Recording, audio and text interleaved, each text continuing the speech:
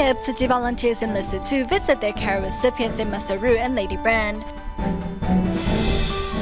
We learn how overmedication can severely damage our body and can even lead to death.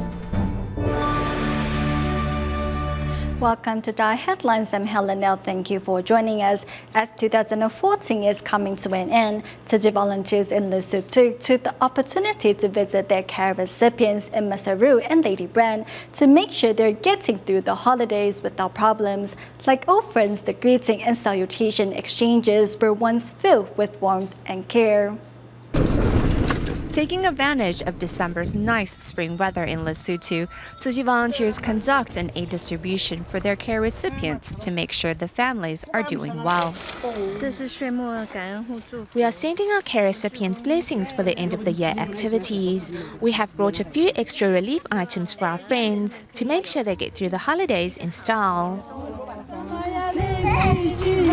Tzu Chi volunteers seized the last month of 2014 to hold year-end distributions in Maseru and Ladybrand, giving their recipients gifts for the holidays. Merry Christmas and Happy New Year! Happiness is written upon the recipients' faces upon receiving these gifts filled with so much blessings.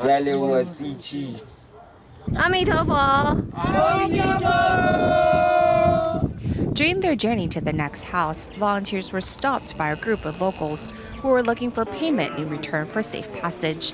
To minimize any conflict, volunteers gift the group with 4 large bags of rice and wish them a happy holiday. But you should know we are from Taiwan, Tzu Chi.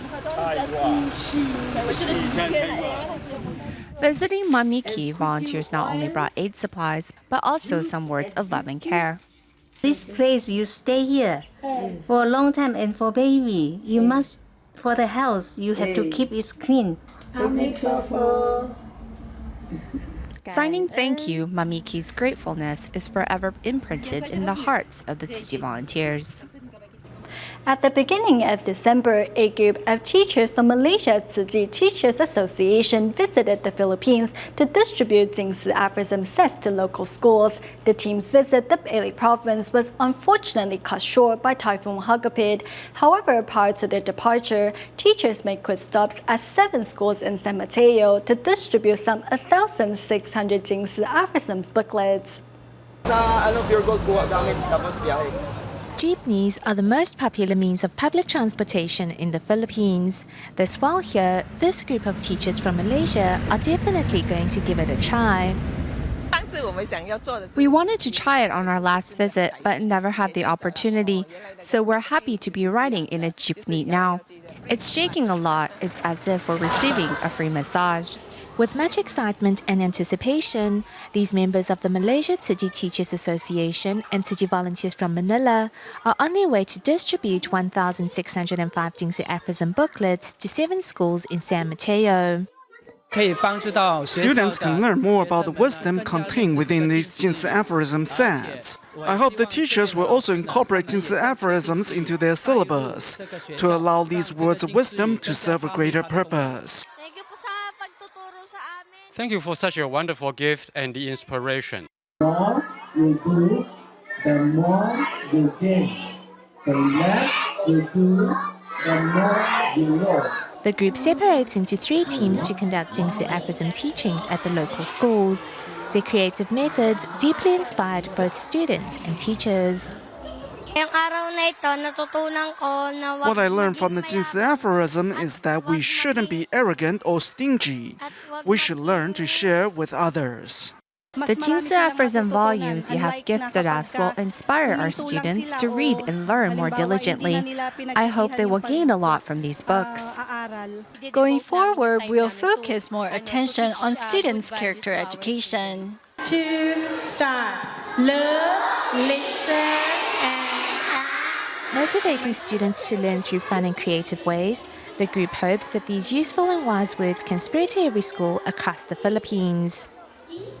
Team of volunteers in the Philippines recently traveled to the island of Bohol to hold a free clinic for the sick and poor.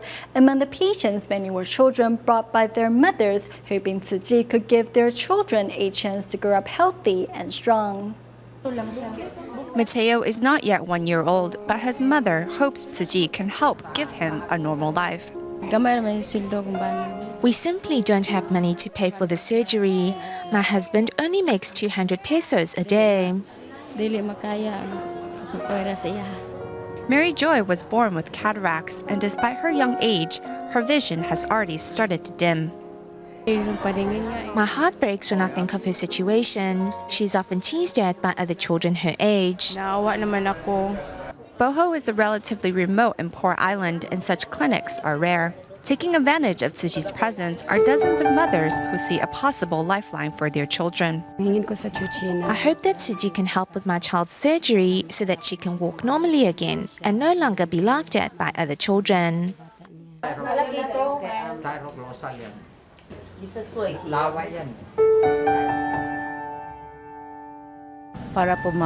hope my child can get an operation as soon as possible, as the goiter on his neck is getting bigger. Despite the primitive conditions, Tima doctors still managed to set up a simple operation room in one of the classrooms. There, they successfully helped people like Servino, who had a tumor removed from his back. With the tumor, I could still work, but sleeping was a problem, and I could only sleep on one side. Sleeping on the other was painful.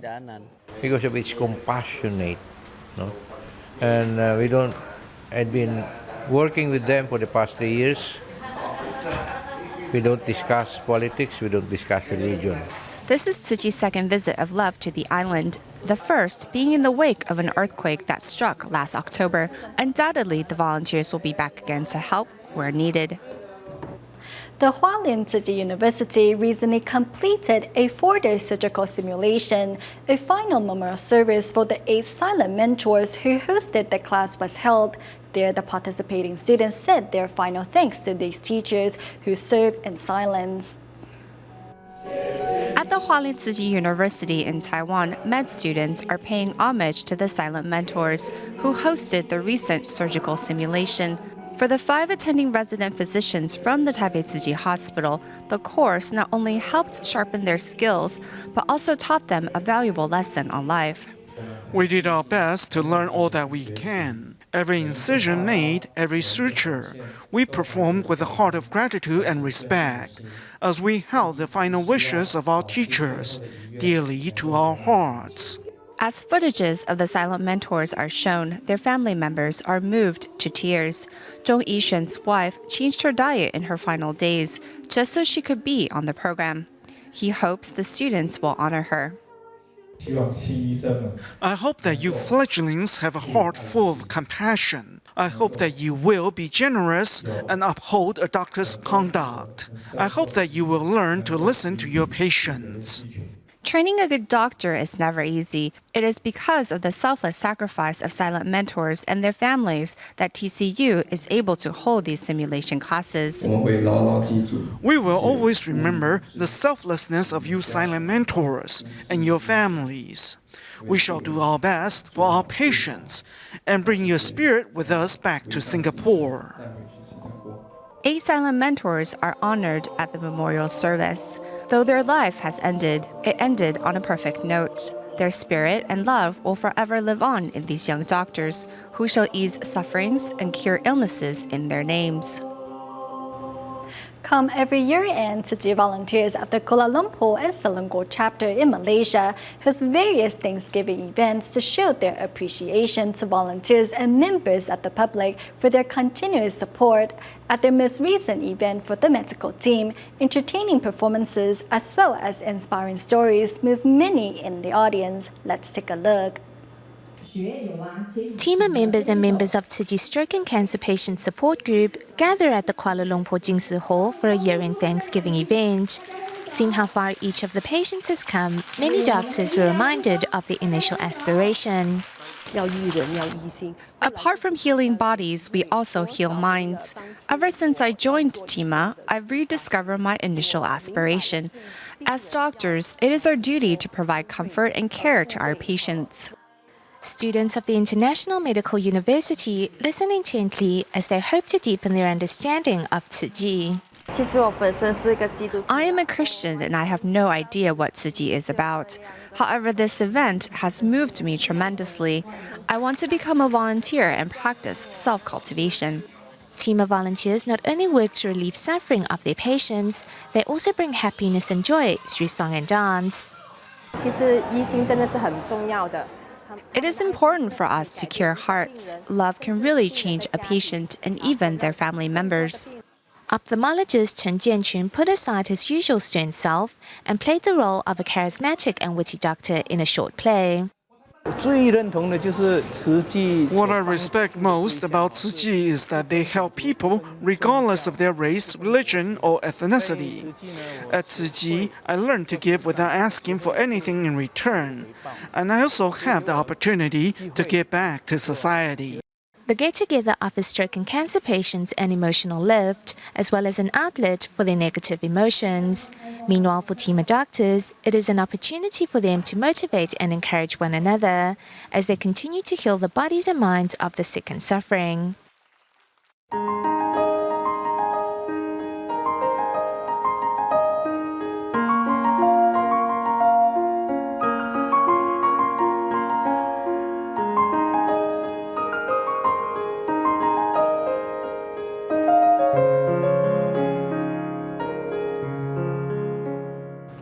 When it comes to medication, most Taiwanese believe the more the better, especially since the nation's national health insurance makes getting meds so affordable. Unfortunately, unnecessary medication is not only a burden on the finances of Taiwan's insurance system, but an individual's kidneys and liver. Severe cases of overmedication can even lead to death. The problem is often worse among seniors who often see more than one doctor and thus might end up taking more meds than necessary. We now bring you the report of one senior who was troubled by overmedication until a pharmacist reviewed his prescription and made the necessary changes.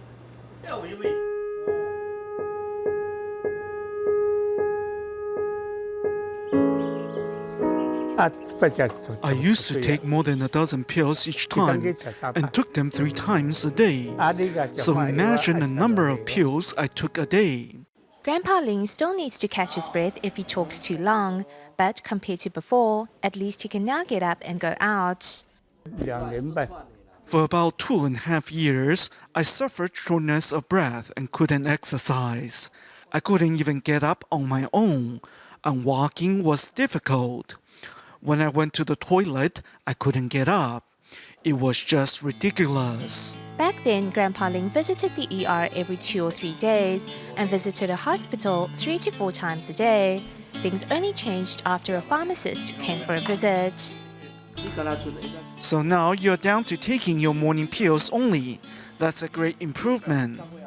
You had no need for so much medication in the first place. Too much and it is like poison.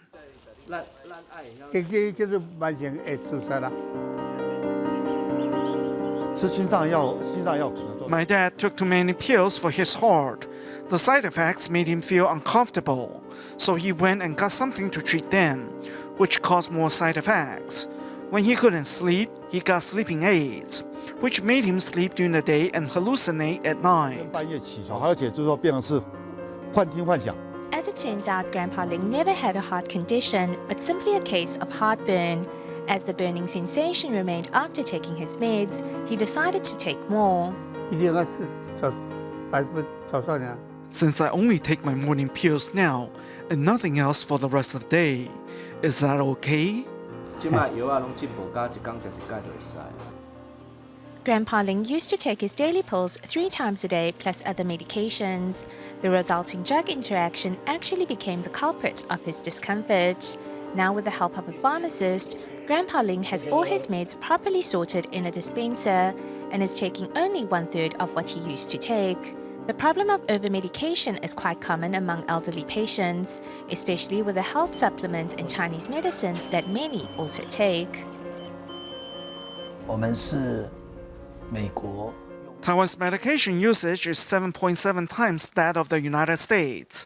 In the U.S., nearly 220,000 people are troubled by overmedication, which costs the country billions of dollars a year. 是好几百亿。 In the US, more than 300 people pass away daily due to overmedication, so the problem can only be worse here in Taiwan. 只是简单的阿司匹林加上Just a simple aspirin and 2 health supplements can easily lead to a serious antiplatelet effect. But a patient won't be aware of that, and neither will his or her doctor. Just how many visits to the ER are related to the abuse of meds. In Taiwan, more than several hundred people die from drug-induced hepatitis every year, and the country has the highest percentage of dialysis patients in the world. These problems just might be related to the rampant drug abuse. In Taiwan, over 2.2 billion pills to treat dyspepsia are prescribed a year, of which 1.7 billion of them are antacids. At 2 millimeters in thickness per pill, by stacking them together, the heights would be that of some 7,000 101s. That's an astonishing figure. People really need to learn not to take unnecessary medication because it will only be a burden on their liver and kidneys. A quarter of the national health insurance is spent on medication, which means nearly $4.5 billion will be spent the next year. Yet, many of the prescriptions are simply not necessary.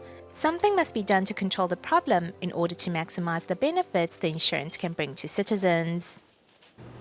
On December 14th, an 86-year-old senior who suffers from dementia lost his way home. Thankfully, 2 Vietnamese workers discovered the grandpa and assisted him to a nearby gas station where they asked for help. With the assistance of staff members at the gas station, police arrived soon after and successfully got in touch with the senior's family. Here's more. On the early morning of December 14th, 2 Vietnamese workers assist a lost senior to a gas station. The foreign workers took the senior to the gas station on their bike. One held tight to the senior, while the other pushed the bike. They took the senior to the door of our office to ask for help. As it was only 13 degrees during the night of the incident, upon seeing the senior in his short, one of the foreign workers quickly wrapped the senior in his jacket. Next, staff members of the gas station quickly called the police for assistance. We called all the numbers given to us by the senior. After making about 10 phone calls, we finally got in touch with his family. 2 of my sons, 5 grandchildren, and I all went out searching for him.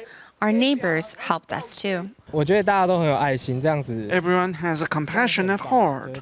I think this is something that everyone should do. Vietnamese workers Huang Ting Da and Rang Wenjing were those who helped the senior find his way home. I feel really sad when I saw the senior because he reminded me of my grandpa.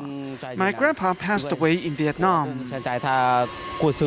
Huang Ting Da says when they found the grandpa, he was holding onto a utility pole and had suffered a foot injury. I told my friend to assist the senior onto the bike. I slowly pushed the bike while he held tight to the senior. Next, they walked for nearly a kilometer to find assistance. I asked him, "Where do you live?" But he replied in Taiwanese. I don't understand Taiwanese, so we decided to ask staff of the gas station to call the police for help. As Huang Ting Da has been working in Taiwan for 6 years, he can speak fluent Chinese, while his friend Rang Wenjing has been working in the country for some 2 years. I feel great. I'm very happy to be able to work here. Huang and Rang were awarded for their act of kindness. Both of them received recognition for their act of kindness. I think all Taiwanese should learn from them. After receiving recognition from their boss and colleagues, Huang and Rang broke into smiles. However, the 2 say they were just doing the right thing. Continuing our coverage of Tzu Chi Foundation's participation at the COP20 summit in Lima, Peru, this year Tzu Chi has sent a team of young delegations to bring a freshening outlook to Tzu Chi's environmental messages. Next, we take a look at how they are promoting Tzu Chi on this international platform. As the COP20 rounds out its second week of negotiations here in Lima, an estimated 10,000 participants have passed through conference grounds. Among them have been Tzu Chi's delegation from the Americas, mostly under the age of 30. My name is Tzu Chi, and I'm 28 years old. Hanford Lin, age 26. Carolina Chicas, and I'm 18 years old. I am 27 years old. I am 22. Youth is our main focus. We are promoting the disaster innovation, how to turn the trash into gold, about the plastic bottle become a blanket, about the tasty rice, the pre-cooked rice. We need to invite more youth to be on the table.